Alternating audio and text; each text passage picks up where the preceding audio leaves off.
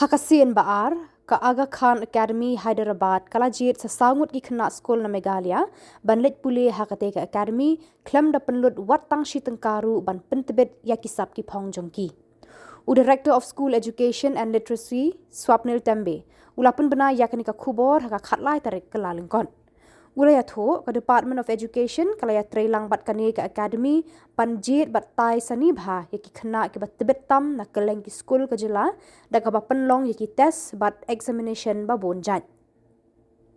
Ki kerteng jong kini ki Khynnah Skul kilong Kennedy Puwein na Sib Singh Memorial School Noston u E-Phrangdame G Pariat na Shillong Public School u Wamon War Government Public School Joai bat u Rangkynjai J Tariang na Shillong Public School. Barok kini ki Khynnah Skul kidang pendap yaka class 6. Nakalyang udin jong ka Aga Khan Academy Arjun Puri ulayatho kane ka Academy ka juwad ki Khynnah Pule ki batbit haka bor jabeng haki jing Pule jong ki bat ki badon ki sap ki phong pa pher ban pen khre yaki ban kiu irat haki kerdan babun jan. Kane ka Academy ka don ka Skul Pule ka bahe Shispa akar ka jaka bat palat nyauspa lai phongot ki Khynnah Pule na Kyllalyngkari India.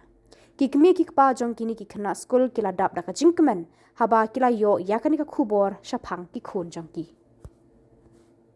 Was one of the most thorough assessment I personally have seen. I mean, there were 4 phases, right? So you can imagine, and thousands applied, and finally we have 4. So in fact, I was just joking, like UPSC also has 3 phases. So they had like 4 phases. So it was very tough. And I'm very proud of all these kids who have made it through. So the gentleman here is asking about the criteria. So the first step is we sign an MOU that we are coming to the state. Then the department works with all the different kind of schools that we will be working with within the state. Children are shortlisted based on their academic performances. When we get involved, we have a 3-phase approach. The first one that we conduct is when all the children come in, we do something called non-verbal reasoning, which is more or less based on logic. Now, like we conduct the talent identification program in Meghalaya, we do something similar, say, in Syria, Tajikistan, Afghanistan, because these are areas that need a lot of attention. Language is taken out of the equation. So imagine none of the students who are sitting here, they study in English. Say they study in Khasi, right?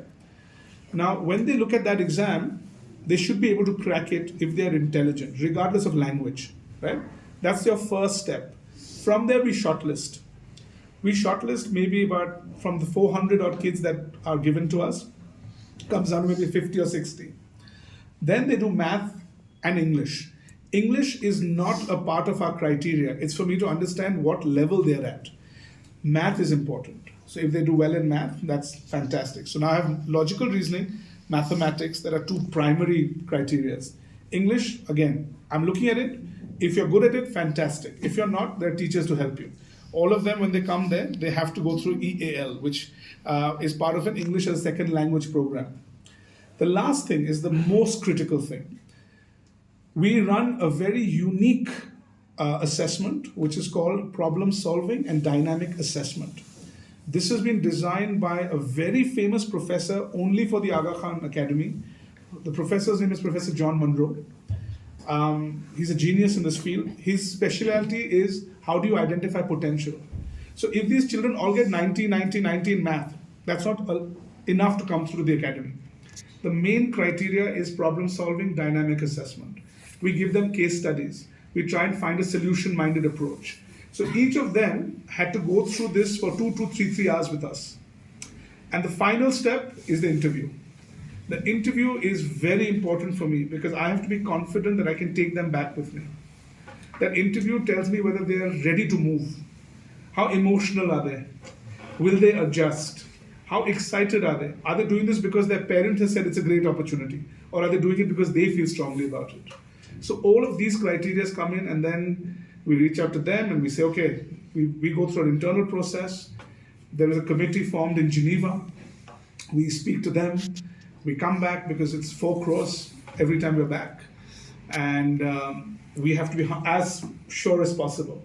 And then we reach out to them, we inform them, and then they inform the family. So that's the whole process.